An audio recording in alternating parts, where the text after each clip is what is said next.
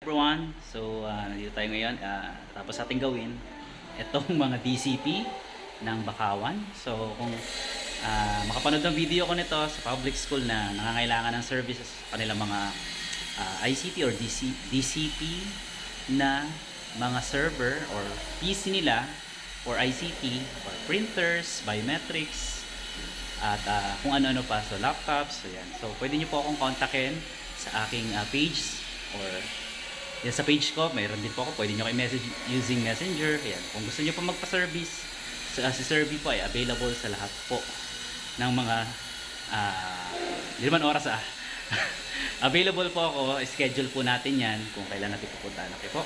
So, yan po. Padalawang ano ko na to kasi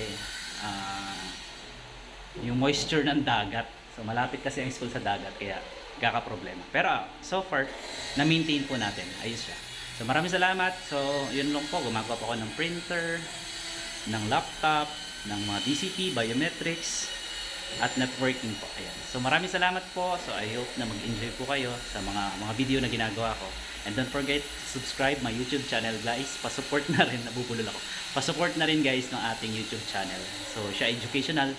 Nakakatulong siya sa pagpare-repair. Kung hindi ko masagot yung mga tanong nyo, panoorin yung mga video. So may mga guide siya. So maraming salamat and see you in my next video. And goodbye.